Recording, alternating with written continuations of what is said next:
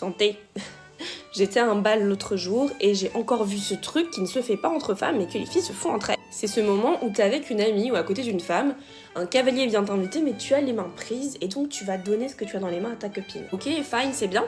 Sauf qu'en réalité, ta copine, elle se retrouve avec les deux mains prises alors qu'elle a une valse qui commence et qu'elle aimerait bien danser aussi. Et que derrière elle, on va sûrement l'inviter, mais elle a les mains pleines d'affaires. Alors rassurez-vous, c'est quelque chose que j'ai déjà fait, donc ça arrive de se tromper, mais quand tu te rends compte que ça empêche l'autre personne de danser, tu le fais pas. Et vous savez, c'est exactement la même chose quand vous demandez à une amie de vous filmer pendant une valse, et je le sais aussi, je suis créatrice de contenu.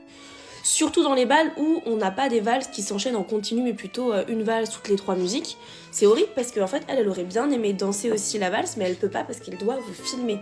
Et alors moi, c'est quelque chose que je ressens très fortement parce que comme je suis créatrice de contenu, en fait, il y a un certain nombre de valses où je sais qu'il faut que je fasse du contenu.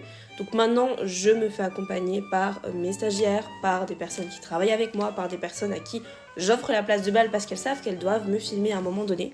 Et j'essaye autant que faire se peut de refuser de filmer les gens autour de moi, tout simplement parce que sur un bal où il va y avoir, je ne sais pas, par exemple 10 valses, moi il faut savoir que sur 7 valses, je vais être en train de filmer du contenu, donc je ne m'amuse pas, je suis clairement en train de sourire pour la caméra, pour que les images rendent bien, pour qu'il n'y ait personne autour, enfin, c'est vraiment une gestion logistique que vous imaginez pas, et j'ai que 3 valses pour profiter.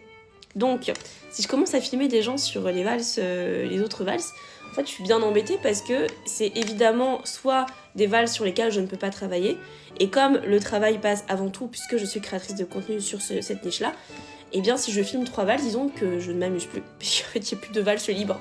Voilà, donc faites attention quand vous demandez aux gens de vous filmer.